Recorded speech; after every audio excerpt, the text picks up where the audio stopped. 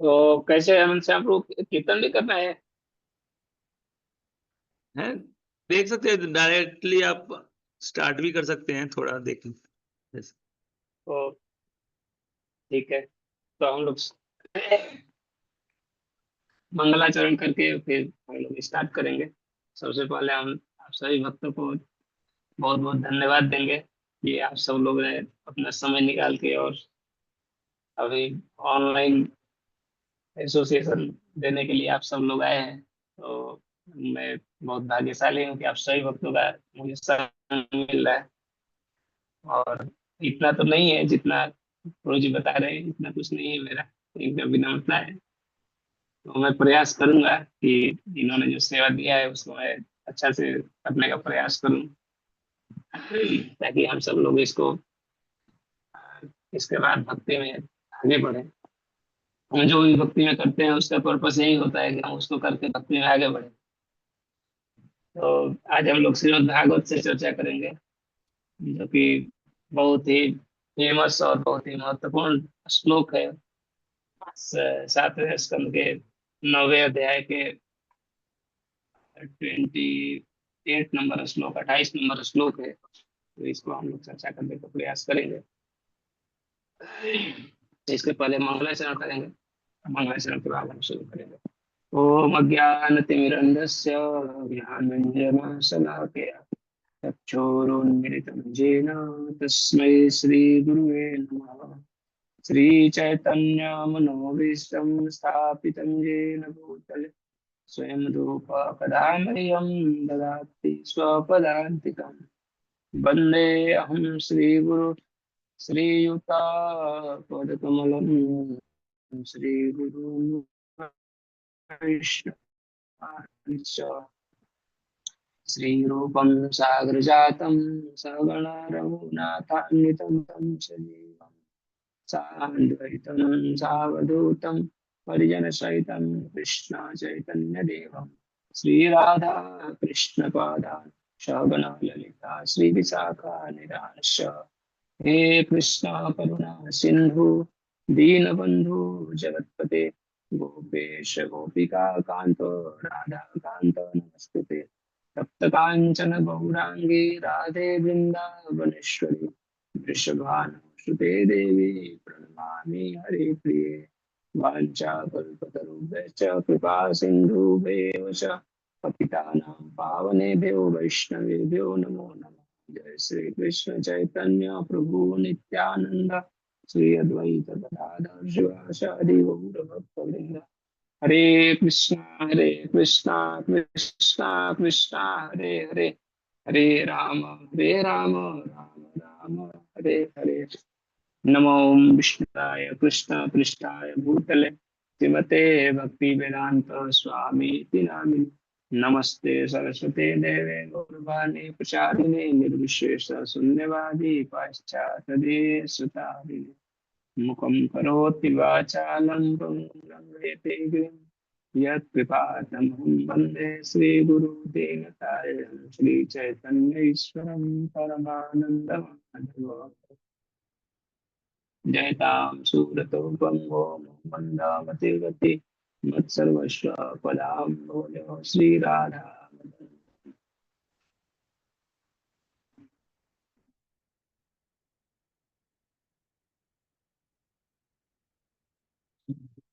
हरे कृष्ण। आप सभी भक्तों को स्क्रीन शेयर किया गया है, उस पे आपको श्लोक दिख रहा होगा। तो हम लोग श्लोक डिसाइड करेंगे पहले, इसके बाद हम इसको पढ़ेंगे। एवं जनं निपतितं प्रवाहि कूपे। आप लोग एवं रिपीट कर सकते हैं। एवं जनं निपतितं प्रवाहि कूपे कामाभिकामामनुजः प्रपतन् प्रसङ्गात् कामाभिकामनुयः प्रपतन् प्रसङ्गात् कृत्वात्मसात् शूरशिरां भगवन् गृहीता कृत्वात्मसात् सुदर्शिनः भगवन् गृहीतः सोऽहं कथं नो विसृजे तव भृत्यसेवा। सोऽहं कथं नो विसृजे तव भृत्य सेवाम्। एवं जनं निपतितं प्रवाहिकूपे। एवं जनं निपतितं प्रबवाहि कूपे। कामाधिकाममनुजः प्रसङ्गात्। कामाभिकामनुयः प्रपतन् प्रसङ्गात्। कृत्वात्मसार सुरर्षिणा भगवन् गृहीत। कृत्वात्मसात् सुरर्षिणा भगवन् गृहीतः। सोऽहं कथं नु विसृजे तव भृत्यसेवा। सोऽहं कथं नु विसृजे तव भृत्य सेवाम्। एवं जनं निपतितं प्रवाहि कूपे। एवं जनं निपतितं प्रबवाहि कूपे। कामाधिकाममनुजः प्रसङ्गात्। कामाभिकामनुयः प्रपतन् प्रसङ्गात्। कृत्वात्मसात् सुरर्षा भगवन् गृहीता। कृत्वात्मसात् सुरर्षिणः भगवन् गृहीतः। सोऽहं कथं नु विसृजेत भृत्यसेवा। सोऽहं कथं नु विसृजे तव भृत्य सेवाम्। पढ़ो। हरे कृष्ण। हाँ, कोई एक वक्त कर सकते हैं। हाँ। एवं जनं निपतितं प्रबवाहि कूपे। एवं जनं कामविकामनुयः प्रपतन् प्रसङ्गात्। क्या प्रपत प्रसन्न। कृत्वात्मसात् सुरर्षिणः भगवन् गृहीतः। सोऽहं कथं नु विसृजे तव भृत्य सेवा। ऑनलाइन कोई पढ़ना चाहते हैं तो एक वक्त पढ़ सकते हैं ऑनलाइन। हरे कृष्ण प्रभु जी। हाँ हाँ, पढ़िए माता जी। एवं जनं निपतितं प्रभावहि कूपे। एवं जन्म। कामाभिकाममनुयः पढ़ो पढ़ो पढ़ो। कामाभिकाममनुयः प्रपतन्न प्रसङ्गात्। कृत्वात्मसात्मरशुरसीणा भगवन् गृहीता। सोऽहं कथं नु वृषिजे तव भृत्यसेवाम्। हरे कृष्ण। धन्यवाद आप सभी भक्तों को। हम तात्पर्य शब्दार्थ पढ़ेंगे, फिर तात्पर्य, अनुवाद, फिर तात्पर्य भाई ऐसी भक्ति वेदांत स्वामी श्री प्रभुपाद के द्वारा। जगत गुरु श्री प्रभुपाद की जय। शब्दार्थ इस प्रकार है। एवं इस तरह जन्म सामान्य व्यक्ति को निपतितम गिरा हुआ प्रवाह प्रभव भौतिक जगत के अहि कूपे सर्पों से पूर्ण अंधे कुएं में काम अभिकाम इंद्रिय विषयों की कामना अनु अनुसरण करते हुए यह जो व्यक्ति प्रपतन इस अवस्था में गिरकर प्रसंगात बुरी संगति के कारण या भौतिक इच्छाओं की अधिकाधिक संगति से कृत्वा आत्मसात मुझको अपने नारद जैसे आध्यात्मिक गुण प्राप्त करने के लिए बाध्य करके सूर ऋषिणा महान संत पुरुष नारद द्वारा भगवान हे भगवान गृहीता स्वीकार स वह व्यक्ति अहम मैं कथम कैसे नो निसंदेह विजय त्याग सकता हूँ तब तुम्हारी भृत्य सेवा शुद्ध भक्त की सेवा।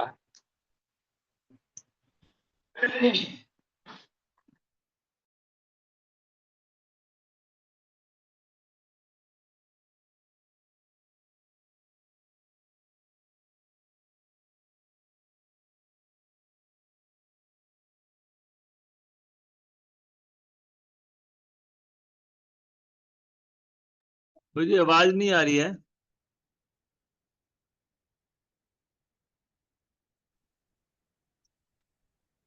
हाँ, हाँ, आवाज आ रहा है ना? अब आया मुझे, अब आया। हाँ, अगर बीच में डिस्कनेक्ट हो तो आप बता सकते हैं।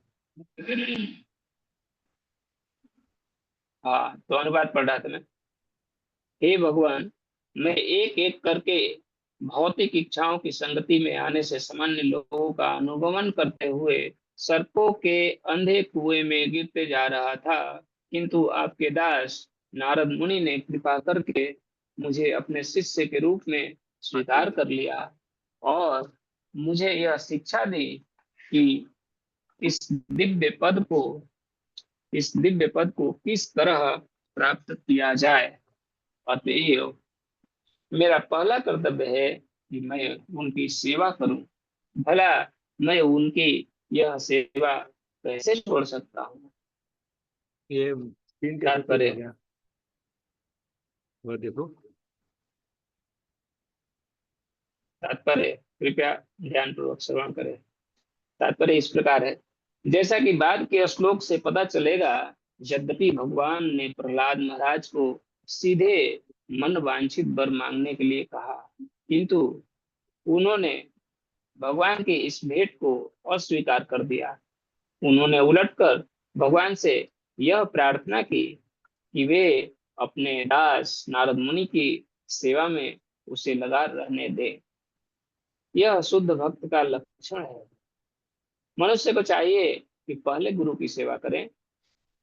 ऐसा नहीं होता कि कोई अपने गुरु को छोड़कर भगवान की सेवा करने की इच्छा करे। वैष्णव के लिए यह सिद्धांत नहीं है। नरोत्तम दास ठाकुर कहते हैं, साधे चरण से भक्त सनेवास, जन्मे जन्मे है यही अभिलाष। मनुष्य को सीधे भगवान की सेवा करने के लिए उत्सुक नहीं होना चाहिए। श्री चैतन्य महाप्रभु ने उपदेश दिया है कि मनुष्य को चाहिए कि वह भगवान के दास का दासानुदास बने। गोपी भर्तु पद कमलो दास दासानुदास। भगवान तक पहुंचने की यही विधि है। पहले गुरु की सेवा की जानी चाहिए, जिससे उनके कृपा से भगवान की सेवा के निकट जाया जा सके। श्री अरूप गोस्वामी की शिक्षा श्री अरूप गोस्वामी को शिक्षा देते हुए श्री चैतन्य महाप्रभु ने कहा था, गुरु कृष्ण प्रसादे पाए भक्ति लता बीज। गुरु की कृपा से और फिर कृष्ण की कृपा से भक्ति का बीज प्राप्त किया जा सकता है। सफलता का यही रहस्य है। पहले गुरु को प्रसन्न करने का प्रयत्न करना चाहिए।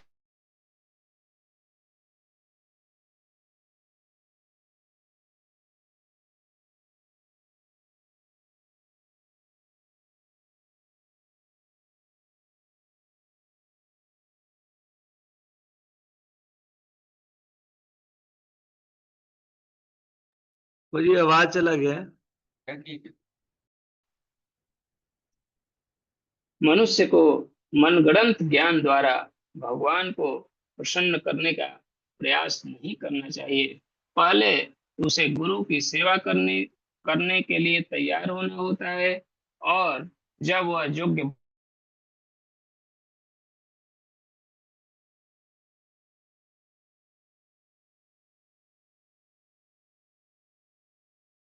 मुझे कट रहा है बीच में। मुनि की सेवा में लगे रहने दिया जाए, यही सही निष्कर्ष है। अतएव उन्होंने कहा, सोहम कथम नो विसृजे तव भृत्य सेवा। भला मैं अपने गुरु की सेवा करना कैसे त्याग दूं, जिन्होंने मुझ पर इस तरह से कृपा की है कि मैं अब आपको अपने समक्ष देख रहा हूं। प्रहलाद महाराज ने भगवान से प्रार्थना की कि वे अपने गुरु नारद मुनि की सेवा में लगे रहें। हरे कृष्ण। एवं जनम निपतितं प्रवाहि कूपे कामादिकाम मनुजः प्रपतन् प्रसंगात् कृत्वात्मसा सूरशिरा भगवन् गृहीता सोऽहं कथं नो विसृजेत भृत्य सेवा। ये बहुत ही फेमस श्लोक है और ये बहुत महत्वपूर्ण श्लोक है हम सबके जीवन के लिए, स्पेशली जो हम लोग जैसे अपनी संस्था में इस्कॉन सोसाइटी में जिस तरह से प्रभुपाद ने और हमारे पूर्ववर्ती आचार्यों ने जिस तरह से सिस्टम बनाया है, डिजाइन किया है, उसको देखते हुए हम लोगों के लिए ये बहुत हेल्प करेगा। ये हमारी चेतना को ऊपर उठाने में। हम लोग बाहर के जो लोग भक्ति करते हैं और एक हमारी जो संस्था में हम लोग भक्ति करते हैं भक्तों के गाइडेंस में, उसमें बहुत अंतर है। उसमें कई एक जगह हमें देखने को मिलता है या हमारा मन भी कभी सोचता है देखो वो तो जो लोग बाहर में कर रहे हैं उनके ऊपर तो कोई रूल रेगुलेशन नहीं है, कोई रिस्ट्रिक्शन नहीं है। वो देखो जब जहाँ चाहो घूमने चले जाते हैं। लेकिन जब तक हम इसको वैदिक भक्ति बोलते हैं एक्चुअली, है ना। कई एक बार हम लोग इंस्पायर हो जाते हैं रागानुगा भक्ति से। हमारे भी कई बार मतलब इंस्पायर होते हैं रागानुगा भक्ति, हम सीधे राधा कुंज जाके भक्ति करेंगे, है ना, राधे राधे गाएंगे। तो इसमें खतरा क्या होगा? इसमें खतरा होगा कि हम भगवान को प्रसन्न नहीं कर पाएंगे।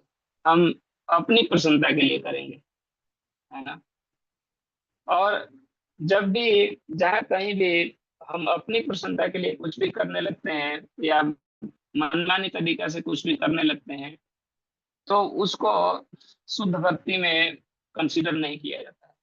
वो शुद्ध भक्ति नहीं होगा। भक्ति है लेकिन वो शुद्ध भक्ति नहीं है ना। ऐसे कई एक उदाहरण है, आप लोग भी जो लोग पुराने भक्त होंगे उनको ऐसे अनुभव होगा कि भक्त लोग वैदिक भक्ति करते करते उनको लगता है कि प्रभु जी इसमें तो कुछ नया चीज मिल नहीं रहा है। रोज वही मंगल आरती, रोज वही गुरु पूजा, वही भागवतम क्लास, वही सेवा, कुछ नया रस नहीं आ रहा है। तो कई लोग ऐसे इस तरह के सोचते हुए संस्था से अलग हो करके अपनी मनमानी भक्ति करने लगते हैं। कई एक लोग राधा कुंड चले जाते हैं, वृंदावन। कई एक लोग अलग अलग जगह जा करके अपने मन से भक्ति करते हैं। तो पूरी तरीका से यहाँ पर उसको खंडन किया जा रहा है प्रहलाद महाराज के द्वारा कि नहीं, हमें अपनी प्रसन्नता के लिए नहीं करना है। ये सबसे पहला हमारे लिए शिक्षा है। कोई भी कार्य, कोई भी कार्य जो हम करते हैं वो जब हम गुरु और कृष्ण की प्रसन्नता के लिए करते हैं वो शुद्ध भक्ति होता है। चाहे वो हमारे मन को अच्छा लगता होगा या लग रहा है या नहीं लग रहा है, हम अगर उनकी प्रसन्नता के लिए कर रहे हैं तो हम ये शुद्ध भक्ति है। कई बार लगता है कि मेरा तो मन नहीं लग रहा है इसमें, है ना। लेकिन आपको गुरु जी ने बोला है कि आप ये सेवा करो, आपको करके आपको धीरे धीरे धीरे धीरे उसमें आपको मन भी लगने लगेगा और आपको आनंद आएगा। तो सबसे पहले हमारे अंदर ये इच्छा होना चाहिए कि हम गुरु की सेवा करें या वैष्णव की सेवा करें। गुरु ने जिसको रिकॉग्नाइज किया है अथॉरिटी के रूप में कि आप इनके साथ इनके अंडर में सेवा करो, उस व्यक्ति के हमें एज इट इज उसको फॉलो करना चाहिए। एक और श्लोक आता है, आप लोग अगर पढ़े होंगे, कुलशेखर महाराज बोलते हैं, है ना। कुलशेखर महाराज बोलते हैं मत जन्मनि फलमिदं मधुकैट भारे मत प्रार्थनीय वदनुग्रह एष एव तव भृत्य भृत्य परिचायक भृत्य भृत्य भृतस्य माम स्मरति इति लोकनाथ। कुलशेखर महाराज प्रार्थना करते हैं कि हे प्रभु, मुझे जो आपके भृत्य जन है, जो आपके सेवक हैं, जो आपकी सेवा में लगे हुए हैं शुद्ध भक्त लोग, उनके जो सर्वेंट हैं, उनके जो सेवा करने वाले हैं, उनके भी जो सेवक, तो भृत्य, उनके भृत्य, फिर उनके भृत्य, ऐसे उनके सेवक के सेवक के सेवक के सेवक के सेवक, उनके जो सबसे जो मिनिमम सर्विस करने वाला व्यक्ति है उसके सेवा में मेरे को लगा दीजिए। कौन बोलता है ऐसा? ऐसा कौन बोलते हैं? आप राजा लोग बोल पुरुषोत्तम। सकते हैं बीच बीच में थोड़ा। किसका प्रयास है ये जो मैं बोला?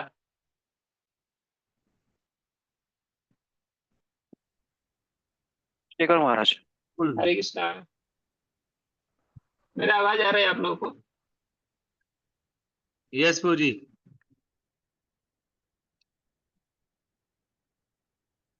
हरे कृष्ण।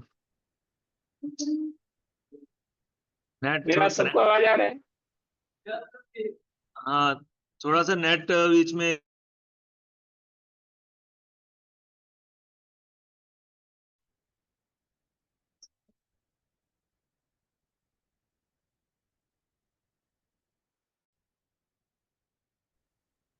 हरे कृष्णा। हरे कृष्ण।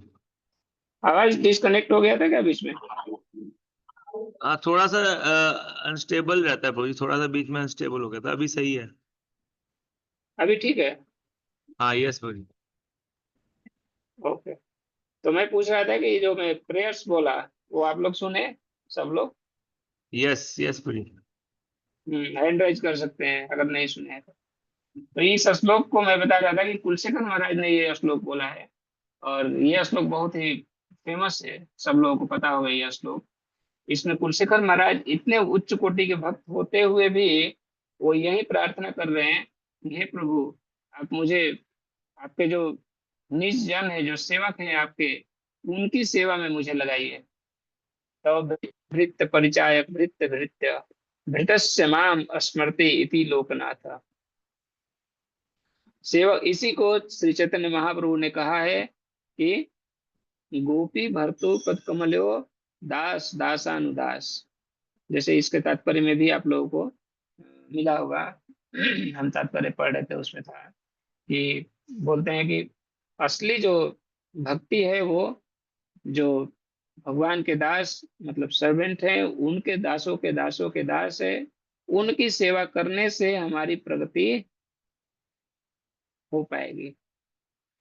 तो ये जो आज का श्लोक है इसमें मुख्य रूप से इस चीज के लिए प्रहलाद महाराज इस चीज को, आप लोगों को पता होगा कि प्रहलाद महाराज 12 महाजन में से एक है, महाजन है।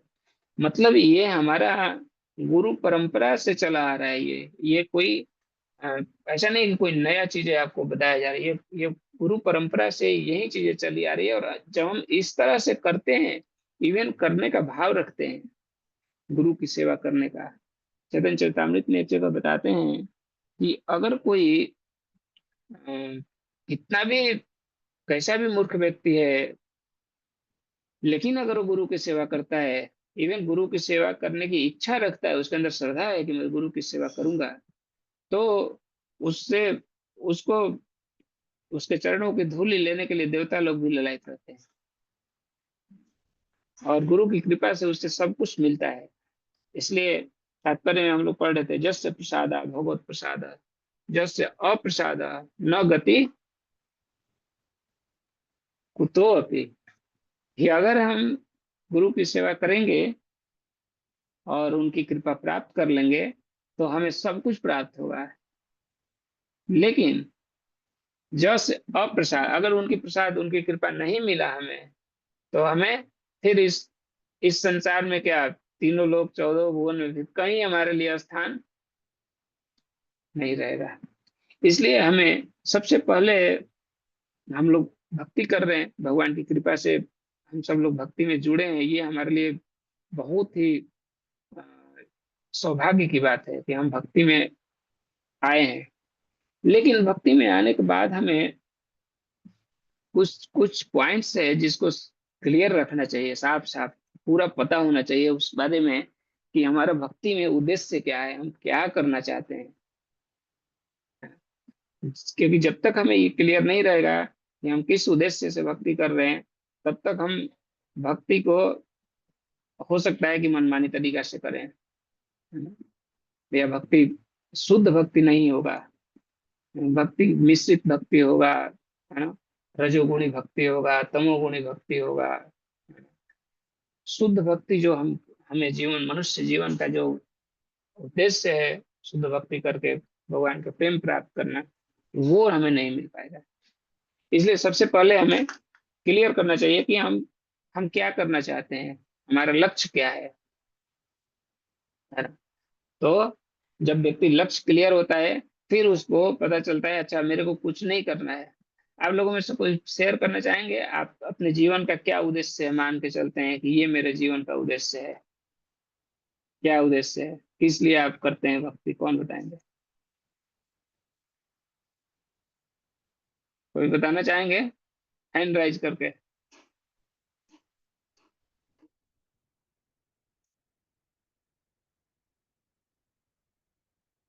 हाँ बताइए प्रभु जी। हरे कृष्ण प्रभु जी, सादर प्रणाम।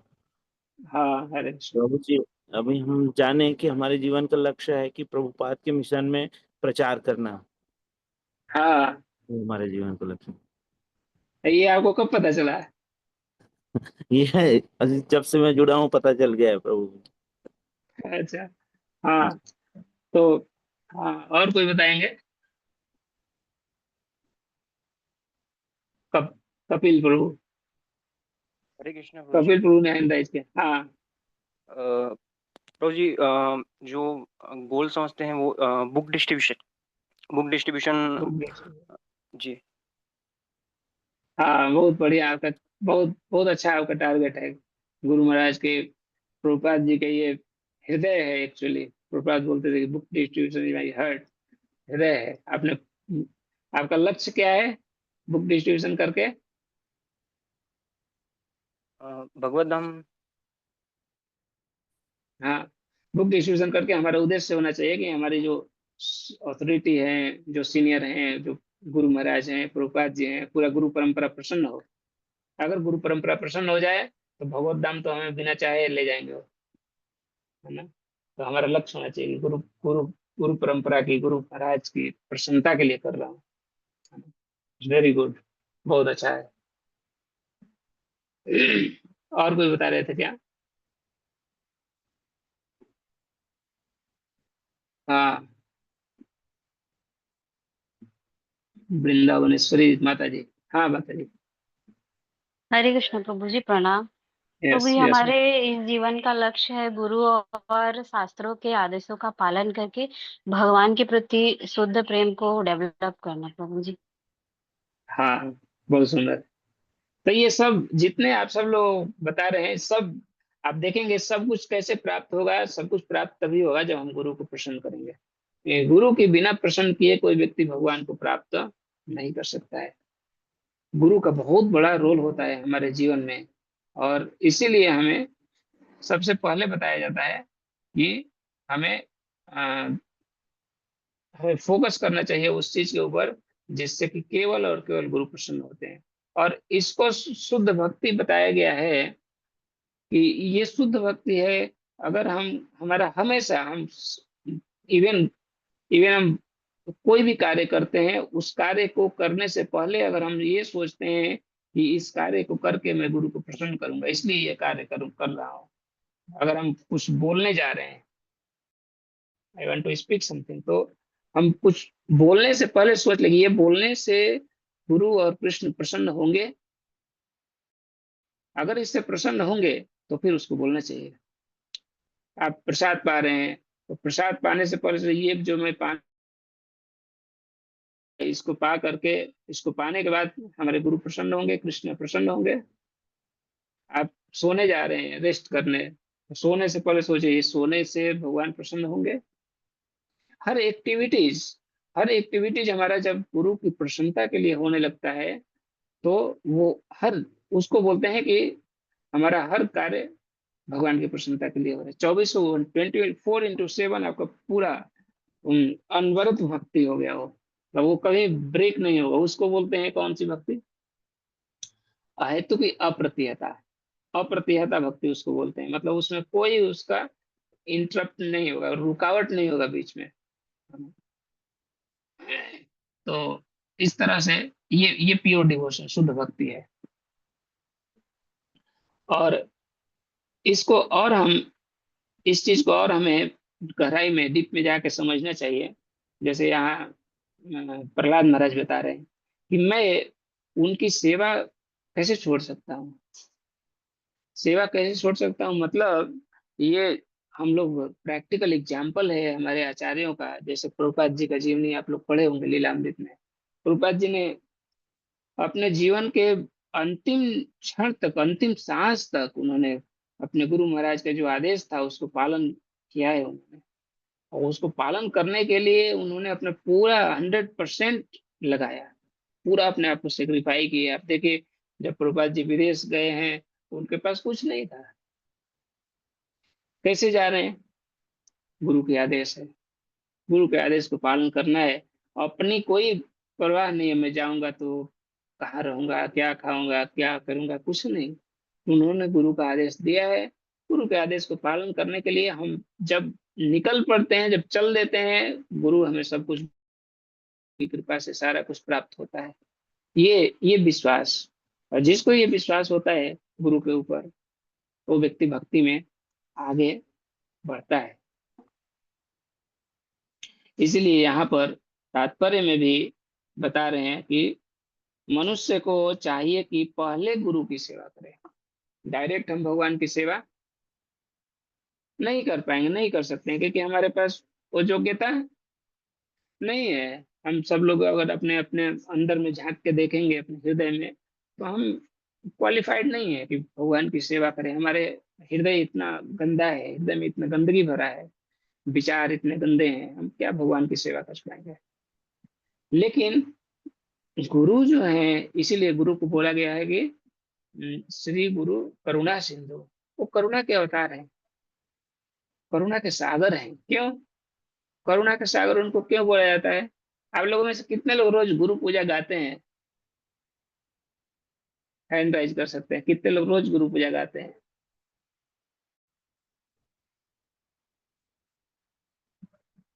इस्कॉन दूर, हाँ, रोज गुरु, हाँ।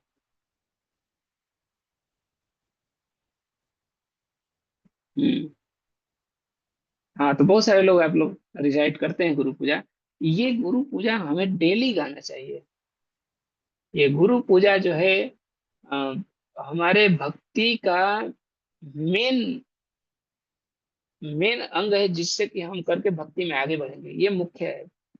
इसलिए गुरु पूजा के सबसे पहला लाइन आप देखेंगे, उसमें बताया जाता है श्री गुरु चरण पद्म केवल भगति सद्म, है ना। मतलब भक्ति में आगे बढ़ने के लिए केवल एकमात्र उपाय है, क्या? श्री गुरु की चरण सेवा। चरण सेवा का मतलब ये नहीं कि हम हमेशा पर्सनल सर्विस ही करें। चरण सेवा का मतलब उन्होंने जो भी इंस्ट्रक्शंस दिए हैं, उस आदेश को अपने जीवन का प्राण धन माने। इसीलिए गुरु पूजा बहुत, उसमें पूरा भक्ति में आगे बढ़ने का क्रक्स दिया है। अब उसमें का एक एक लाइन जो है वो हमें भक्ति में आगे बढ़ने का सिद्धांत। उसमें हम लोग आते हैं ना, गुरु मुख पद्म वाक्य चित्त ते करिया क्या, आर न करिया मने आशा, है ना। मतलब बता रहे हैं कि देखो, अगर आप गुरु के आदेश के पालन, जो मिला है हमें आदेश, अगर उसको छोड़ करके हम और कुछ मन में आशा करते हैं, ये कर लो, वो कर लो, वो कर लो, वो सब आपको व्यर्थ की चीजें होगा आपके साथ। या आपको भक्ति में आगे बढ़ना चाहते हैं, आप एकमात्र अगर आप फोकस करेंगे कि हमें हमें क्या आदेश मिला है, उसको अगर हम फोकस करें, और बाकी चीजें हो सकता है कि आप नहीं भी कर पा रहे हैं, तो भी बाकी सारी चीजें हो जाएगा, है ना। चैतन्य चेतामृत में इसका कोट बताया गया है कि अम, जो व्यक्ति कृष्ण की भक्ति करता है गुरु के माध्यम से, जो व्यक्ति कृष्ण की भक्ति करता है, कृष्ण भक्ति कैले सर्व कर्म कृत है। अगर कोई व्यक्ति कृष्ण की भक्ति करता है, गुरु के मार्गदर्शन में करता है, गुरु की सेवा करता है, तो उसके पैरेलल में जितनी सारी चीजें है वो सब चीजें होता है, हो जाएगा। लेकिन ये आपको अभी समझ में नहीं आएगा कि प्रभु जी कैसे होगा। अ, अगर मैं अपना काम नहीं करूं तो हमारा काम कैसे हो जाएगा, है ना। कई एक बार ऐसे प्रश्न करते हैं कि ये तो प्रभु जी, ये तो आप इम्प्रैक्टिकल चीजें बता रहे हैं, है ना, ये प्रैक्टिकल नहीं है कि मैं इस तरह से कुछ करूं नहीं और सब हो जाएगा। नहीं, ऐसा नहीं है। आपको अगर हृदय से आप गुरु की सेवा कर रहे हैं और आप अपना पूरा प्रयास लगा रहे हैं, तो गुरु की कृपा से आपको कोई भी काम रुकेगा नहीं। इसको बोलते हैं, एक वैष्णव भजन है, उसमें अगर आप लोग पढ़ सकते हैं बाद में, नित्यानंद प्रभु बोलते हैं कि आमार किनिया लह भज गौर हरि। बोलते हैं कि आप अगर अगर आप आपके लग रहा है कि मेरा बहुत सारा काम है घर पे, वो नहीं हो रहा है ना, या भक्ति करूंगा तो वो सब काम कौन करेगा, मेरा सब बाकी रह जाएगा काम। तो बोलते हैं मेरे को खरीद लो, मेरे को खरीद लो, मतलब मेरे को अपना नौकर रख लो, हमारे किनिया लो, भजो। लेकिन तुम क्या करो, तुम भजन करो गौरांग महाप्रभु का। नित्यानंद प्रभु बिक जाते हैं अगर कोई व्यक्ति गौरांग महाप्रभु के भजन करता है, सेवा करता है। ये इसलिए बोला जाता है कि आप गुरु, नित्यानंद प्रभु गुरु तत्व हैं और आदि गुरु हैं। तो अगर हम उनकी सेवा करें, हमें ये भी कंसेप्ट, गुरु तत्व का भी कंसेप्ट क्लियर रखना चाहिए कि गुरु तत्व मतलब, गुरु मतलब एक पार्टिकुलर व्यक्ति नहीं होता है। गुरु तत्व मतलब कि पूरा गुरु परंपरा। और इसीलिए गुरु जो होते हैं, या जो गुरु के रिप्रेजेंटेटिव होते हैं, अथॉरिटी होते हैं, वो एज इट इज चीजें बताते हैं, जो गुरु परंपरा से चली आ रही है चीजें उसी को बताते हैं, अपना नहीं बताते। तो अगर हम ऐसे गुरु परंपरा के या ऐसे अथॉरिटी को अगर हम फॉलो करेंगे, तो हमारा सारा कार्य होगा। कौन करेगा? नित्यानंद प्रभु। आप समझे? ये है, इस प्रकार से गुरु प्रसन्न होते हैं। देखते हैं कि ये भक्त जो है भगवान की या सेवा करना चाहता है मेरे माध्यम से, तो उसके सारे जीवन के जितने रुकावटें होती हैं सबको सबको हटा देते हैं, सारी रुकावटें उसके खत्म हो जाता है। तो गुरु की सेवा का बहुत महिमा बताया गया है शास्त्र में। गुरु की सेवा करना कोई साधारण बात नहीं है, बहुत बड़ी। सबको मौका नहीं मिलता है गुरु की सेवा करने का। सबको तो अभी का जो समय चल रहा है इसमें तो सबको गुरु ही प्राप्त नहीं होते हैं। सबको मतलब इसमें फंसे रहते हैं कि किसको गुरु बनाऊं, गुरु है कौन, गुरु बनने लायक कौन है, कोई है ही नहीं। अभी तो ये समस्या चल रहा है। लेकिन आप देखेंगे हमारी संस्था में बहुत क्लियर कट डिजाइन किया गया है, प्रभुपाद ने बहुत अच्छा से इसको डिजाइन किया है कि आपको गुरु गुरु आपको ऑलरेडी आपके पास है, बस आपको उनको देखना है। आपको उनके अंदर दिखेगा ये सारी गुण क्वालिटीज, तो आपको पता चला हाँ ये गुरु है असली। और अगर आपको गुरु का क्वालिटी देखना है तो आप उपदेशामृत पढ़ सकते हैं, है ना। उपदेशामृत में गुरु के दिया गया है क्वालिफिकेशन, गुरु ये होते हैं। वाचो वेगम मनसा क्रोध वेगम जिह्वा वेगम उदर उपस्थ वेगम एतान वेगान विषयेति धीरा। जो लोग इन सब वेग को, इसके फोर्स को जो कंट्रोल कर लेता है, ही इज गुरु, है ना। गुरु की परिभाषा दिया गया है। तो इस तरह से हम लोग बहुत भाग्यशाली हैं कि हम लोगों को ऐसे आचार्यों का संग मिला है, ऐसे गुरु परंपरा मिला है। और ऐसे गुरु परंपरा के माध्यम से आज हमें भी कुछ अपना छोटा सा कुछ कंट्रीब्यूशन करने का मौका मिल रहा है। मतलब ये ऐसा डिजाइन किया है प्रभुपाद जी ने कि इसमें हर व्यक्ति अपना कंट्रीब्यूशन कर सकता है, हर व्यक्ति। और प्रभुपाद जी ने तो इतना तक बोला है कि ये जो इस्कॉन मैं डिजाइन किया है, ये जो इस्कॉन संस्था है, दिस इज माई बॉडी। ये प्रभुपाद जी बोलते हैं ये मेरा शरीर है। और इस्कॉन में आप छोटा सा भी कुछ अपना कंट्रीब्यूशन कर रहे हैं, थोड़ा सा भी कुछ सेवा कर रहे हैं, आप प्रभुपाद जी का पर्सनल सेवा कर रहे हैं। लाइक जैसे भक्त बता रहे थे कि बुक डिस्ट्रीब्यूशन, आप एक भी बुक अगर बांट दिए, आपसे प्रभुपाद जी बहुत खुश हो जाएंगे। आप प्रभुपाद की पर्सनल सेवा किए। कोई भी काम, कोई भी प्रचार कार्य में अगर हम सहयोग कर रहे हैं, किसी भी तरह से अपने अथॉरिटी को हेल्प कर रहे हैं, तो वो हम गुरु को डायरेक्ट सेवा कर रहे हैं। और गुरु की सेवा करने से भगवान प्रसन्न हो जाते हैं। गुरु की सेवा करने से भगवान प्रसन्न।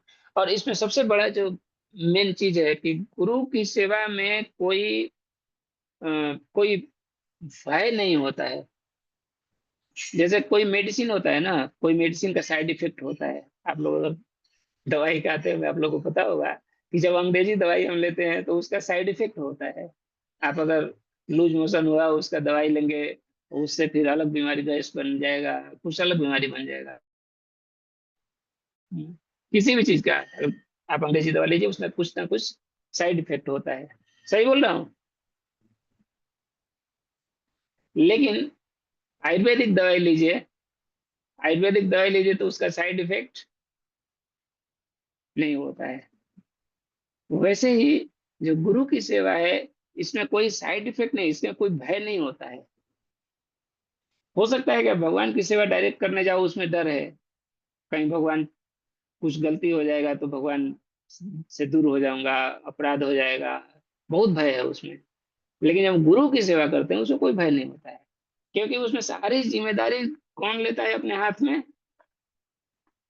गुरु लेते हैं, आचार्य लेते हैं। कि अगर कुछ गलती हुआ भी तो तुमको दोष नहीं लगेगा, मैं हूं।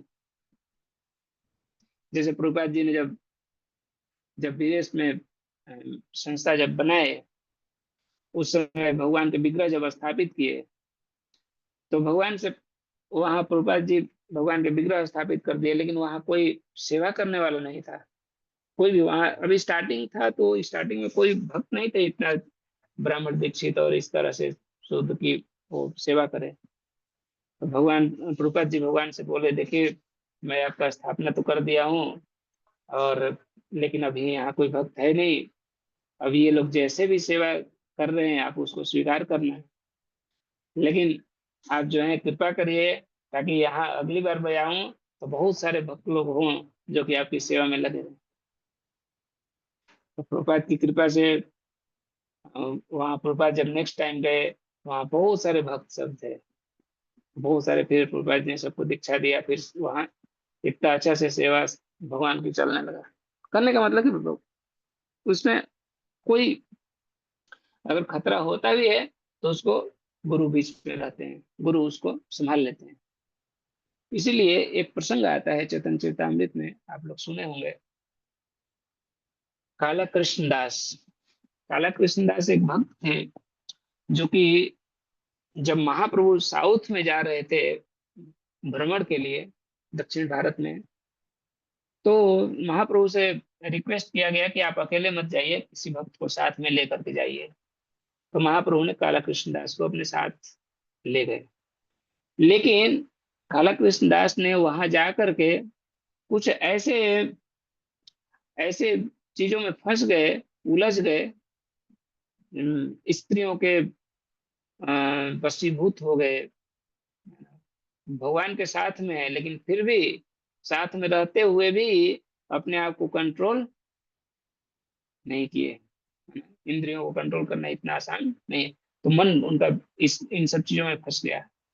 फिर महाप्रभु ने उनको ऐसे जा करके ऐसे पकड़ के उनको ले आए वहां से। बोले चलो, उनको ले करके आए। उनको महाप्रभु ने रिजेक्ट नहीं किया, उनको ला करके नित्यानंद प्रभु के चरणों में डाल दिए। ये तुम्हारा भक्त है, तुम इसको भक्त बनाए हो, तुम देखो ये कैसा है। फिर उसके बारे में बताए, देखो ये ऐसे ऐसे किया, मेरे साथ गया था तो मैं साथ में था, लेकिन मेरे सेवा नहीं करके ये कहीं और चला गया। तो महाप्रभु ने उसको रिजेक्ट नहीं किया। क्यों? महाप्रभु इसलिए नहीं रिजेक्ट किया कि वो नित्यानंद प्रभु का शरण लिया था। तो जब हम गुरु की शरण लेते हैं तो भगवान हमें रिजेक्ट नहीं कर सकते हैं, है ना? भगवान रिजेक्ट नहीं कर सकते हैं। इसीलिए बोला गया है कि आश्रय लैया भजे, ताहे कृष्ण नहीं तजे। अगर कोई व्यक्ति किसी प्रमाणिक गुरु, तो उसको कृष्ण कभी त्यजते, छोड़ते नहीं है, है ना? और इसी में प्रसंग आता है, जब हम छोटा हरिदास की प्रसंग सुनते हैं चैतन्य चरितामृत में। छोटा हरिदास डायरेक्ट चैतन्य महाप्रभु के कांटेक्ट में थे, और उन्होंने थोड़ा सा कुछ मिस्टेक किया, है ना? बैरागी हैया करे स्त्री संभाषण प्रकृति संभाषण, बोलते हैं महाप्रभु की बैरागी होकर के और प्रकृति से संभाषण करता है ना, विषय भोग में लिप्त होता है। तो महाप्रभु बोलते हैं कि ऐसे ऐसे लोगों का मैं मुख नहीं देखता हूँ, इसको मेरे पास मत भेजना कभी, मैं इसका मुख नहीं देखना चाहता हूँ। तो छोटा हरिदास को श्री चैतन्य महाप्रभु ने हमेशा के लिए रिजेक्ट कर दिया। क्यों? क्योंकि छोटा हरिदास डायरेक्ट महाप्रभु के कांटेक्ट में थे।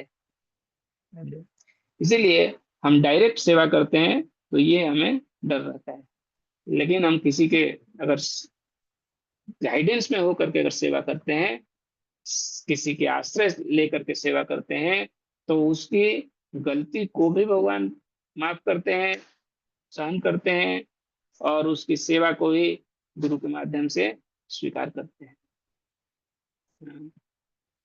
इस तरह से गुरु की सेवा के बहुत महिमा बताया गया है।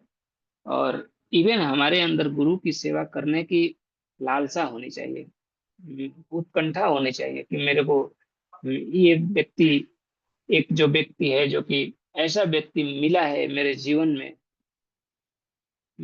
में कोई एक ऐसा व्यक्ति मिला है जो कि मुझे, मेरे लिए एक होप मिला है।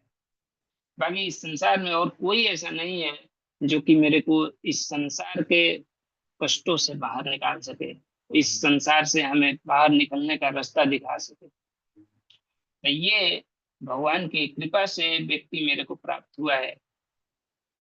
तो ये भगवान की कृपा से जब मुझे मिले हैं, तो मेरा कर्तव्य है कि मैं पहले इनको प्रसन्न करूं, पहले इनकी सेवा करूं। इसलिए हम गुरु पूजा में कहते हैं कि जन्मे जन्मे प्रभु से, है ना, चक्षुदान दिलो जय, जन्मे जन्मे, जो जिन्होंने चक्षुदान दिया, चक्षुदान मतलब कि जिन्होंने हमें ये बताया, ये मनुष्य शरीर में आप हो, 84 लाख योनि में आप भ्रमण करते करते यहाँ मनुष्य शरीर मिला है, अब इस मनुष्य जीवन का ये उद्देश्य है, अब आप ऐसा करो जिससे कि आप अपने मनुष्य जीवन के उद्देश्य को प्राप्त करो, जिससे आप ब्रह्मांड में भ्रमण करना बंद हो जाएगा, अन्य जन्म मृत्यु के चक्कर से बाहर निकल जाओगे। जो ये ज्ञान दिया हमें, कृष्ण भक्ति का ज्ञान दिया, सबसे पहला हमारा कर्तव्य होता है कि मैं पहले उनकी सेवा करूं। इससे भगवान बहुत प्रसन्न होते हैं। इवन भगवान भी बोले हैं, कोई एक जगह भगवान ये बोले हैं श्रीमद् भागवत में भी, कि अगर कोई व्यक्ति मुझे प्रसन्न करना चाहता है, अगर कोई व्यक्ति मुझे प्रसन्न करना चाहता है, तो उसको चाहिए कि मेरे भक्तों को पहले प्रसन्न करे। अगर कोई मेरे भक्तों को अपराध कर दिया, भक्तों के प्रति, स्पेशली गुरु के प्रति अगर कोई अपराध कर दिया, गुरु की सेवा नहीं कर रहा है, और तो भगवान बोलते हैं कि वो व्यक्ति मेरे को प्राप्त नहीं कर सकता, वो व्यक्ति मेरे लिए प्रिय नहीं है। इसलिए भगवान बोलते हैं कि मेरे लिए अगर कोई सबसे प्रिय है, तो जो हमारे भक्तों का भक्त है वो मुझे प्रिय है।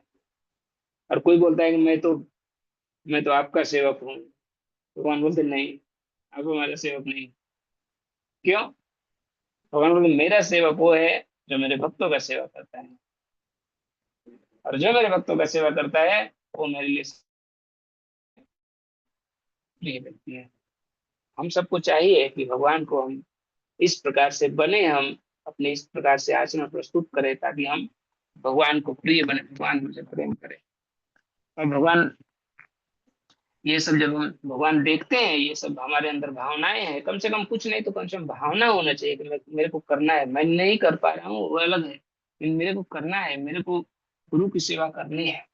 जब ये हमारे अंदर भावना आता है और हम उसमें अपने थोड़ा सा भी कुछ कंट्रीब्यूशन करते हैं, भगवान उससे बहुत प्रसन्न होता है। भगवान ने बोला है भगवत गीता में कि स्वल्पि धर्म से त्रायते महतो, थोड़ा सा भी आपने कुछ कर दिया अपना कंट्रीब्यूशन गुरु की सेवा में, ऐसे भी हम तुच्छ जीव क्या कर सकते हैं, हमारे पास क्या है कि हम क्या सेवा करेंगे। हमारे पास कुछ भी नहीं है, हम तो न बुद्धि है, न शरीर से हम कुछ कर सकते हैं, न कुछ नहीं कर सकते। लेकिन हाँ यही है कि अगर हम थोड़ी मोड़ी अपनी टूटी फूटी बुद्धि से, जो भी हमें हमारे पास है साधन, उससे करके थोड़ा सा भी अगर हम कुछ करते हैं, भगवान उससे बहुत प्रसन्न होते हैं। इसलिए भगवान ने इसी को प्रूफ करने के लिए भगवान ने एक श्लोक बोला भगवत गीता में, पत्रम पुष्पम फलम तोयम जो में भक्त्या प्रेक्षति। आपके पास कुछ नहीं है, आपके पास अगर श्रद्धा है, श्रद्धा पूर्वक भगवान को एक तुलसी दल ले जा करके दे दो कि प्रभु ये मैं, मेरे पास कुछ नहीं है, मैं आपके लिए ये लेके आया हूँ। भगवान बोलते हैं कि मैं इससे बहुत प्रसन्न होता हूँ, इतना करने मात्र से। इतना तो कर ही सकते हैं, है ना। तो गुरु भगवान को बहुत प्रिय है, इसीलिए गुरु प्रिय है क्योंकि गुरु जो है वो अपनी सेवा में नहीं लगाते, वो भगवान की सेवा में लगाते हैं। और भगवान जब ऐसे व्यक्ति को देखते हैं कि ये व्यक्ति इज फुली ऑनेस्ट व्यक्ति, देख रहे हैं ये व्यक्ति बहुत ऑनेस्ट है, ये अपनी सेवा में नहीं लगा के मेरी सेवा में लगा रहा है, भगवान उसको फिर सब कुछ देते हैं। आप सभी भक्तों को अभी समय होने वाला है, तो मैं और बहुत ज्यादा नहीं से आपका समय लूंगा। मैं चाहूंगा कि अब इसको कंक्लूड करूं। तो मैंने जो जो चीजें बताया, वो सबसे पहले मैं गुरु की महिमा बताने का प्रयास किया कि गुरु की क्या ग्लोरीज है, गुरु की सेवा करने से हमें क्या प्राप्त होगा। और फिर मैं बताया कि गुरु को इतना ज्यादा क्यों रिस्पेक्ट दिया जाता है, इतना ज्यादा उनकी महिमा क्यों है। तो इसमें मैं बताया कि गुरु जो है वो करुणा के अवतार है, भगवान की करुणा शक्ति की अवतार है। अगर भगवान की करुणा देखना है तो गुरु का, इसलिए गुरु किसी को रिजेक्ट नहीं करता है, हर व्यक्ति को एक्सेप्ट करते हैं, चाहे वो कैसा भी व्यक्ति हो। इसलिए उनको बोला है श्री गुरु करुणा सिंधु अधम जनार बंधु। वो अधम पतित जीवों को भी जीवन प्रदान करते हैं, स्वीकार करते हैं उनकी सेवा को। तो इस प्रकार से हमें गुरु की सेवा को करना चाहिए। और इस तात्पर्य में प्रभुपाद एक जगह बता रहे हैं कि सफलता का यही रहस्य है, गुरु की कृपा से और कृष्ण की कृपा से भक्ति का बीज प्राप्त किया जा सकता है, और सफलता का यही रहस्य है। अगर हम सफलता चाहते हैं तो हमें ये इस सिद्धांत को पकड़ लेना चाहिए, हमारे जीवन का ये सिद्धांत है, इसको हमें इसी पे हमें चलना है। और जो व्यक्ति इस सिद्धांत को पकड़ लिया, इस सिद्धांत को अपने जीवन में अप्लाई कर लिया, वो व्यक्ति की सफलता निश्चित है ना। इसलिए इसको हर जगह, इवन भगवत गीता में भी बताया गया है कि हमें मनमानी तरीका से कोई भी कार्य नहीं, हर कार्य करने से पहले एक बार कंफर्म करना, पूछ लेना चाहिए, पूरी हम ऐसे करने जा रहे हैं, इसको करना ठीक है या आप किस तरह से सोचते हो करने के लिए। उनके उनके अनुसार जब हम करेंगे उसको भगवान स्वीकार करेंगे। हो सकता है हम अपने अनुसार बहुत अच्छा कर ले लेकिन भगवान स्वीकार नहीं करें, तो फिर फायदा नहीं होगा। लेकिन हम दूसरे के अनुसार, जो हमारे गाइडर हैं, जो हमारे सुपीरियर है, उनके अनुसार करें, उतना अच्छा नहीं भी होगा लेकिन भगवान उसको स्वीकार करेंगे, तो हमारे जीवन का सफलता का कुंजी है ये। इसलिए हमें ध्यान रखना चाहिए, मनमानी नहीं करना चाहिए। तो इस तरह से हमें प्रहलाद महाराज की शिक्षा को अपने जीवन में उतारना चाहिए। हरे कृष्ण। किसी का कोई प्रश्न है तो पूछ।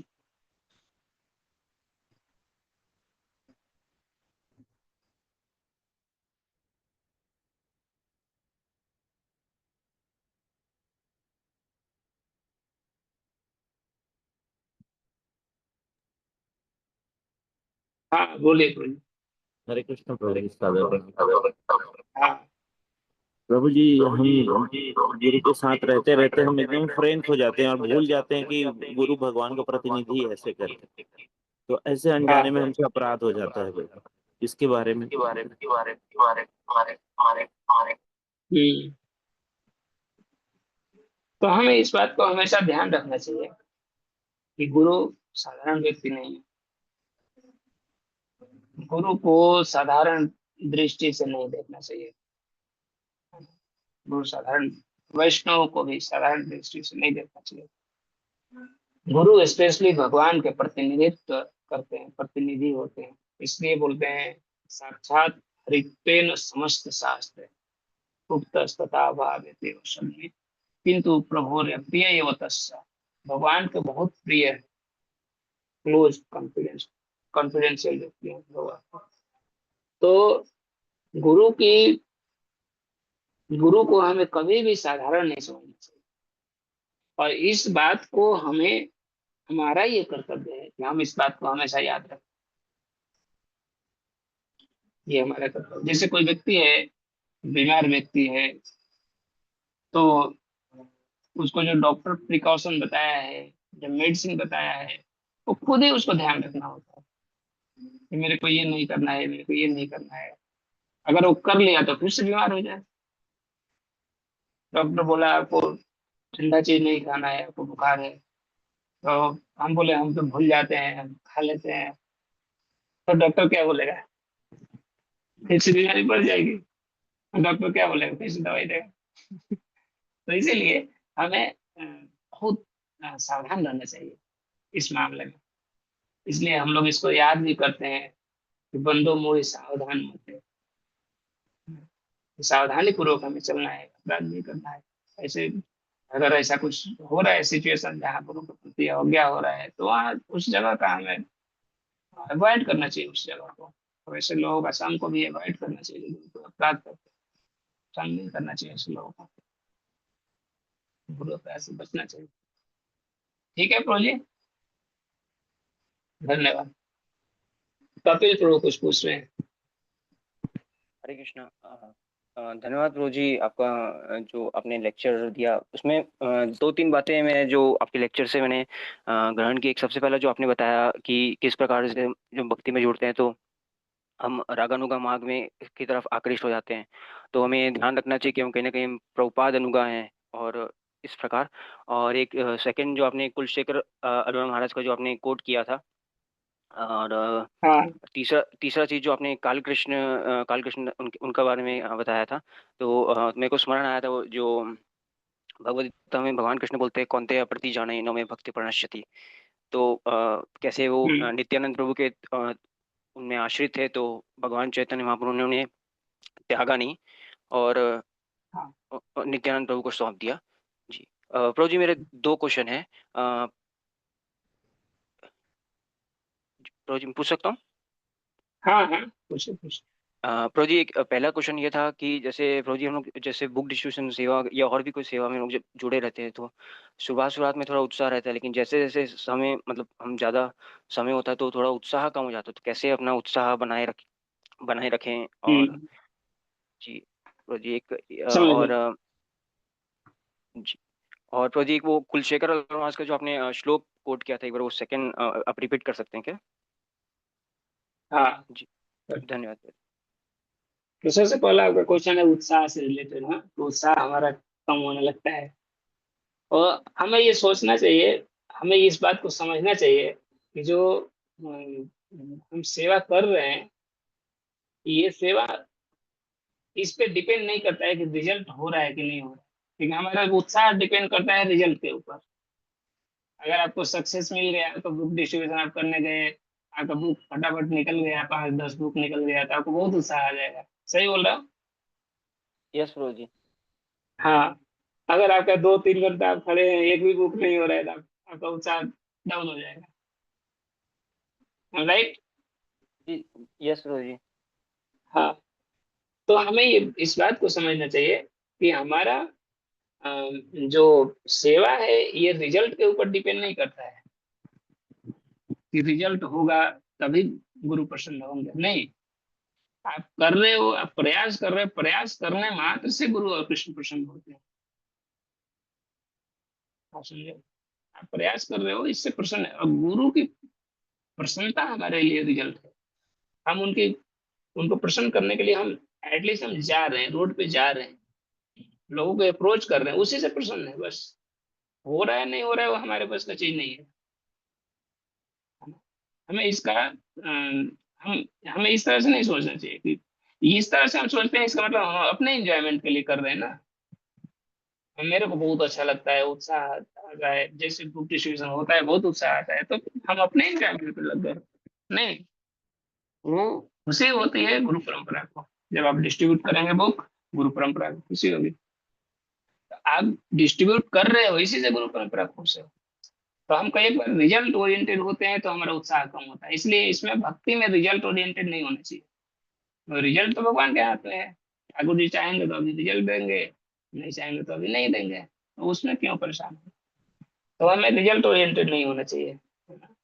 हमें एक ही चीज ध्यान रखना चाहिए कि मेरे को करना है, मेरे को छोड़ना नहीं है, चाहे वो हो सक्सेस मिल रहा है या नहीं मिल रहा है, हमें करना है। तो आप इस तरह से सोचेंगे तो आपका उत्साह कम नहीं होगा, है ना।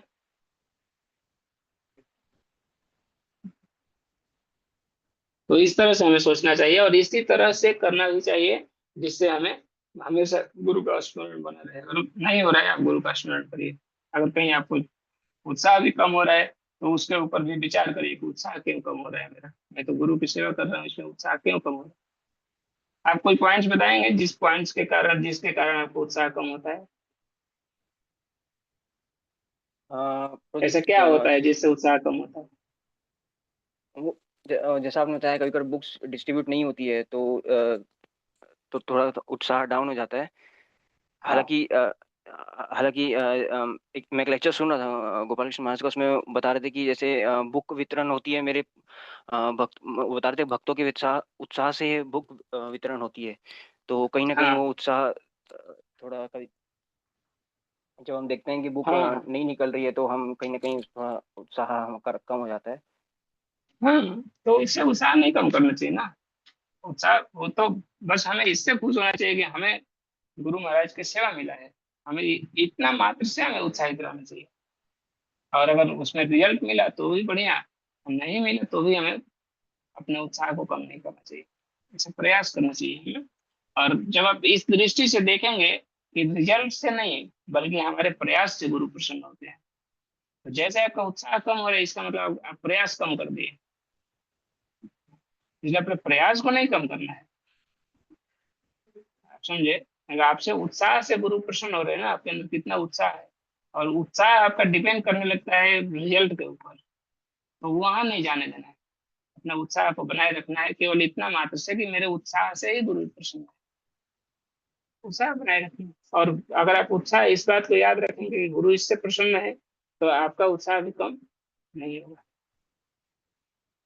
Okay okay. जी ब्रो जी, सेकंड क्वेश्चन था वो कुलशेखर महाराज का, अगर आप वापस बता सकते हैं जो आपने सेकंड पूछ किया था। क्वेश्चन वो श्लोक है, मत जन्मनि फलमिदं मधुकैटभारे, मत प्रार्थनीय मदनुग्रह एष एव, तव भृत्य भृत्य परिचायक भृत्य भृत्य भृतस्य माम स्मरति इति लोकनाथ। इस प्रकार से। जी धन्यवाद ब्रो जी। ओके। हरे हाँ, कृष्ण। और कोई प्रश्न। हरे कृष्ण हाँ प्रभु जी। हाँ हाँ धन्यवाद। जी प्रभु जी, हम लोग मतलब किसी के अंडर में क्यों मतलब क्यों मतलब रहना नहीं चाहते, हम अपने मन से करना क्यों चाहते हैं प्रभु जी? ये हमारी टेंडेंसी होती है कि हम अपने मन से यदि कोई कुछ बोल दे तो हमें मतलब एकदम बुरा लग जाता है, थोड़ा सा भी करने नहीं देते ऐसे कर तो ये क्यों होता है प्रभु हाँ जी? और किसको कैसे सुधारा जाए? कैसे जिन्होंने हाँ हमें बहुत आया है, अंधे कुएं में हम गिर रहे थे उसको बचाया है, तो उसको हम हमेशा हाँ कैसे कृतज्ञता कैसे पूरा करें? हाँ।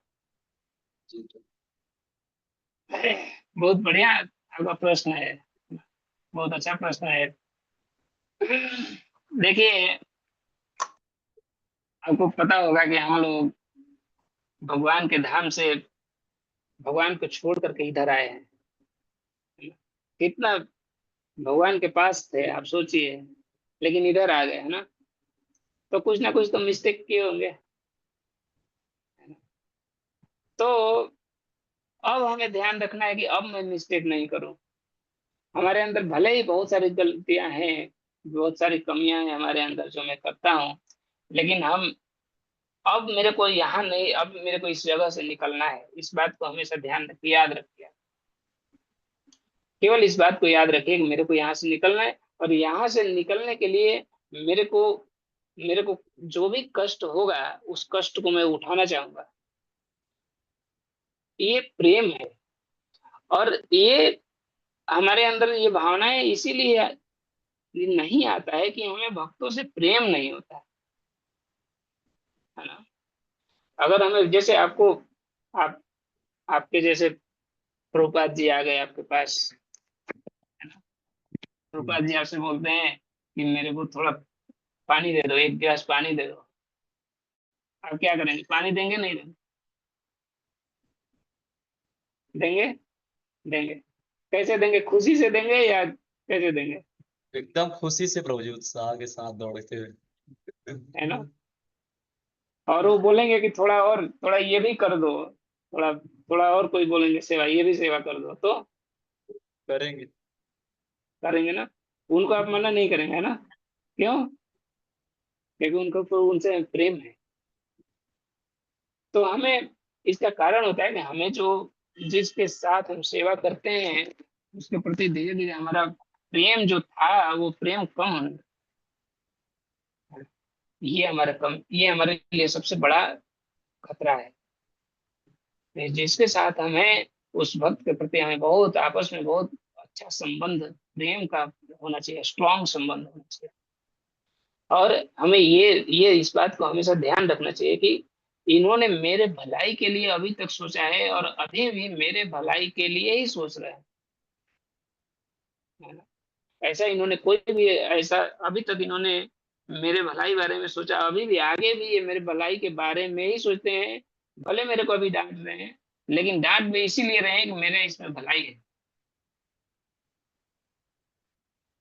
क्योंकि आप देखिए इस बात को, कि इस संसार में कोई है व्यक्ति जो डांटने वाला है, किसी को करेक्ट करता हो, कोई डांटता हो, वो भी हमारे फायदा के लिए कोई डांटता हो आपको। नहीं। आप संसार से बाहर जाके देखिए थोड़ा, कि लोग डांटते हैं किसी को तो किस लिए डांटते हैं? हाँ, अपनी इंद्र। अपनी फायदा के लिए। लेकिन यहाँ आपको अगर कोई करेक्ट करता है, कोई थोड़ा आपको कुछ बोल देता है, किसके लिए बोलता है? हमारा मतलब हमारी फायदा किस। के लिए। हमारी, कि मैं अच्छा भक्ति करूंगा, मैं अच्छे से और आगे बढ़ पाऊंगा भक्ति में, मेरा फायदा होगा इसमें, है ना? तो जो व्यक्ति आपको करेक्ट करता है उसको हमें मानना चाहिए कि ये व्यक्ति हमारे जीवन में सबसे बड़ा मित्र है हमारा। ये व्यक्ति हमारे हितैषी है। क्यों? ये व्यक्ति मेरे को करेक्ट करता है, मैं गलत करता हूं तो ये व्यक्ति बता रहा है। तो जो व्यक्ति हमें गलत चीजों से बचाता है वही तो हमारा मित्र होता है। अगर आप कुछ गलत कर रहे हो और आपको कोई प्रोत्साहन, हाँ बहुत बढ़िया कर रहे हो और करो, तो वो व्यक्ति आपका मित्र है? नहीं। नहीं है ना। तो जो व्यक्ति आपको रोकता है, आपको कंट्रोल करता है, आपको बताता है, आपको करेक्ट करता है, आपको चेस्टाइज करता है, वो व्यक्ति हमारा मित्र है। आप एक बार हम्म। ध्यान से उस पर विचार भी करिए कि प्रभु जी मेरे को बोल रहे हैं, तो प्रभु जी अपने फायदा के लिए बोल रहे हैं क्या, या मेरे फायदा के लिए बोल रहे हैं? आप उस पर विचार करिए। आप विचार करेंगे तो आपको पता चलेगा, नहीं नहीं प्रभु जी तो हमारे फायदा के लिए बोल रहे हैं। अगर जब आपको पता चलेगा प्रभु जी तो हमारे फायदा, हमारे बारे में प्रभु जी इतना सोचते हैं, हमारे लिए इन्होंने इतना सब कुछ सोचा है, इतना हमारे फायदा के लिए कर रहे हैं, तो आपको एक भावना प्रकट होगी, एक इमोशन होगा। फिर हमें जाना चाहिए उस व्यक्ति के पास, उस अथॉरिटी के पास जाना चाहिए, उससे क्षमा मांगना चाहिए, रोना चाहिए, प्रभु जी मैं ऐसा सोच के आपके प्रति अपराध किया हूँ, आप मेरे बारे में इतना सोचते हो, इतना केयर करते हो, और मैं आपके प्रति ऐसा सोच लिया। तो उस व्यक्ति से क्षमा मांगना चाहिए। और वो उस व्यक्ति को कभी भी उसके बात को हमें इग्नोर नहीं करना चाहिए, क्योंकि वो व्यक्ति ही हमें, हमारी जिम्मेदारी लिया है ना, हमारी जिम्मेदारी लिया कि हमें बताता है, गाइड करता है। वो नहीं करेगा तो कौन करेगा, है ना। और कौन करेगा? हमें हमें कोई पूछने वाला है? अगर आप इस थोड़ा संसार से बाहर निकल के देखिए, कोई पूछेगा? हाँ, नहीं पूछे, कोई नहीं गलती पूछेगा। बस बताते हैं। आप, हाँ, गलती बस बताते हैं, बाहर के लोग जो है गलती बस बताते हैं कि आप ऐसे हो, गंदे हो, ये हो, लेकिन सुधारने वाले के लिए कोई नहीं आता। कोई नहीं आता है। वो गलती भी हाँ। बताएगा तो आपको आपको ऐसे बताएगा कि आप जो है डिमोरलाइज हो जाएंगे, सबके सामने बताएगा, है ना। आपको बहुत ज्यादा इंफीरियरिटी कम्प्लेक्स आएगा, अरे यार मैं कुछ नहीं कर सकता हूँ, मैं बेकार आदमी हूँ, आपको ऐसा फीलिंग होगा। लेकिन यहाँ जब वैष्णव भक्त लोग बताते हैं तो आपको ऐसे बताते हैं कि आपको इंस्पिरेशन मिलता है, नहीं नहीं मैं कर सकता हूँ, मेरे अंदर ये क्वालिटी है, मैं कर सकता हूँ। वो आपको मतलब हर चीज का ध्यान रखते हुए बताते हैं। बाहर के लोग थोड़े ऐसे बताते हैं। तो आपको सोचिए कि इतना सब केयर करते हैं, मेरे को इतना अच्छा से मेरे को बता रहे हैं, तो मेरे को थोड़ा सा अगर कुछ कभी चेस्टाइज कर दिए, कभी डांट दिए, तो उसको सहन कर लूंगा, इसमें क्या गलत है ना? अब देखिए, शास्त्रों को जब पढ़ेंगे आप, प्रभुपाद जी का बुक पढ़ेंगे, तो आपको ये सब चीजें मिलेगा, है ना? जैसे रामायण में जब लक्ष्मण जी जाते हैं, जब वनवास होता है, तो भगवान बोलते हैं कि लक्ष्मण तुम सीता को यहाँ रखवाली करना, मैं जा रहा हूँ, ये जो राक्षस आ रहे हैं इन लोगों से युद्ध करने के लिए। जब मारीच आया था, मारीच को भगवान उसको लाने के लिए गए, सोने का हिरण, और लक्ष्मण जी को बोले तुम यहाँ रहना, सीता की रखवाली करना। लेकिन जैसे भगवान मारीच को मारे, मारीच ने हाय लक्ष्मण, है सीता, ऐसे करके चिल्लाया। फिर सीता जी बोली तुम देखो, तुम जाओ, तुम भैया को हेल्प करो, वो कहीं फंसे हुए हैं। लक्ष्मण जी बोले नहीं, मैं नहीं जाऊंगा, क्योंकि मैं जानता हूँ वो किसी भी चीज में कोई उनको परास्त नहीं कर सकता है। लेकिन कर करके करते करते सीता जी ने ऐसा बात बोला, तो वो जाना पड़ा। लक्ष्मण जी गए। जब लक्ष्मण जी गए, नहीं जा रहे हैं, तो इधर चेस्टाइज कर रही है वो, बोले तुम कैसा व्यक्ति हो, तुम जा नहीं रहे हो। और जब वहां गए, भगवान देखा, अरे लक्ष्मण तुम यहाँ आ गए, भगवान भी डांटते हैं वहां, तुमको एक छोटा सा सेवा दिया वो भी नहीं कर सकते हो, बेकार आदमी होने लगते हैं क्या? भगवान भी डांटते हैं ना उनको। देखो लक्ष्मण जी को इधर से भी डांट मिलता है, उधर से भी डांट मिलता है। तो लक्ष्मण जी को क्या सोचना चाहिए, अरे यार ये दोनों लोग डांट, मैं इनके लिए अपना जीवन दिया, इनके लिए अयोध्या का राज्य छोड़ा, वन में आया, इनके साथ रह रहा हूँ, और ये मेरे को डांट रहे हैं। समझ पा रहे हैं? जी तो लक्ष्मण जी को क्या सोचना चाहिए कि ये हमारे शत्रु हैं? नहीं, लक्ष्मण जी ने सोचा कि अरे अगर भैया मेरे को डांट रहे, इसका मतलब कि कुछ कुछ मैं गलत किया हूँ, है ना? लक्ष्मण जी ने सोचा कि देखो, मेरे को अगर इतने पूरे जीवन इन्होंने प्रेम दिया है, भैया और भाभी दोनों प्रेम दिए हैं, अगर एक एक बार इन्होंने डांट भी दिया तो कौन सा बड़ा वो कर दिया, इतना प्रेम दिए हैं। तो हमें ऐसे देखना चाहिए कि प्रभु जी मेरे को हमेशा प्रेम देते हैं, हमेशा केयर करते हैं, एक बार थोड़ा कुछ मिस्टेक हो गया, कुछ डांट दिया, तो इतना बुरा क्यों मानना है मेरे को? समझ में आ रहा है? जी तो इस तरह से आपको आपको बहुत ब्रॉड माइंडेड होकर के सोचना चाहिए, है ना? बड़े दिमाग से सोचना चाहिए कि कुछ अगर कोई बोल रहा है तो हमारी भलाई के लिए बोल रहा है, बुरा नहीं मानना चाहिए। ओके। जी प्रभु जी, बहुत बहुत ओके, धन्यवाद। और कुछ? Thank ji you. सत्य प्रभु जी। कृष्ण प्रभु जी, धन्यवाद, प्रणाम। हरे कृष्णा। लोग बता रहे थे प्रभु जी भक्त का भक्त करके जो है, तो इसमें प्रश्न था, मतलब शिव जी के भक्त भी थे रावण जो है, और हाँ भगवान को स्वीकार नहीं करते, जैसे जो है, मतलब उसी में तो मतलब ऐसी हाँ मेंटेलिटी क्यों हो जाती, मतलब हम लोग की जो है, मतलब भक्त तक भक्त भी बनते थे हम, जो भाव अलग रहता है हम लोग का, जो जैसे जैसे रावण का था जो है, भगवान जो है मेंटालिटी से हाँ निकले ये जो है। हाँ, क्योंकि हम भक्त नहीं है ना। आज समझ पा रहे हैं? क्योंकि हम भक्त नहीं है, हम भक्त बनने का प्रयास कर रहे हैं, हमारे अंदर भक्ति नहीं है, लेकिन हम धीरे धीरे भक्ति को जागृत करने का प्रयास कर रहे हैं मार्गदर्शन में, इसलिए ऐसा होता है। और आपके अंदर जैसे जैसे क्वालिटी आते जाएगा ना, भक्त का गुण आते जाएगा, तो आपके अंदर फिर आप ये सबसे बाहर निकल जाएंगे। तो आप पढ़िए, वैष्णव का, भक्तों का क्या क्वालिटी होता है, भगवत गीता में बताया गया है ना? 13वें अध्याय में बताया गया, 16वें अध्याय में बताया गया है, 12वें अध्याय में बताया गया है ना?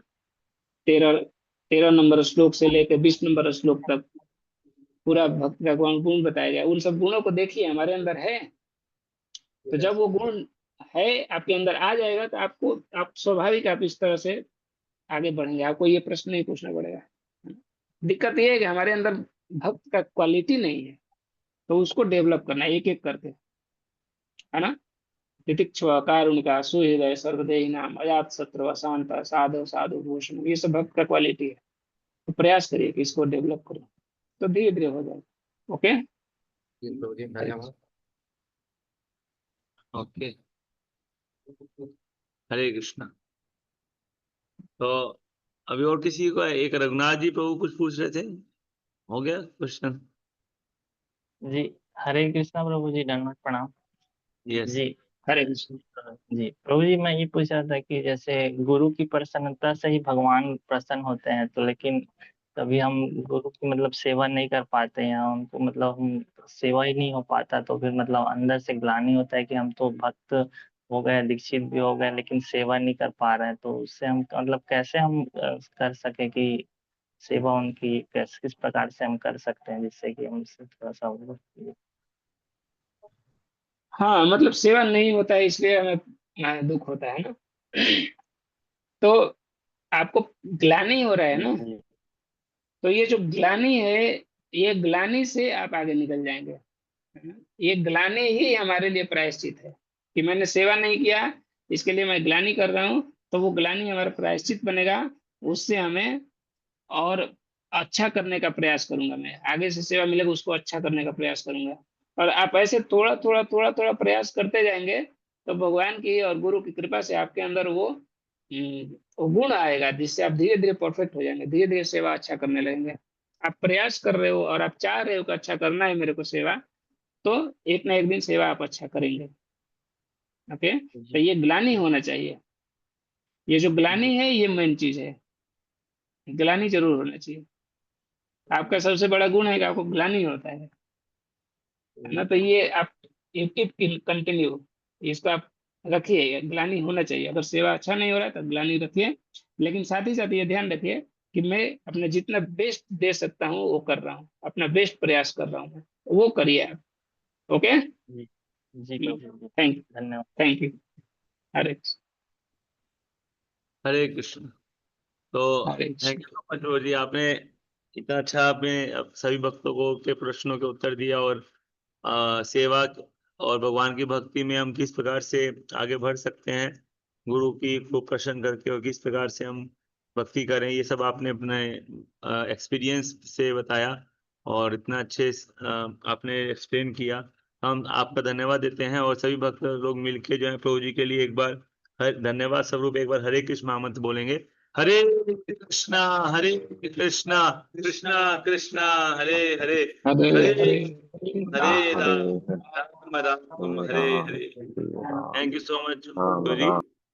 भविष्य में भी इसी प्रकार आप अपना संग देते रहिए, ताकि हमें जो है सही डायरेक्शन मिल सके आगे भक्ति करने के लिए।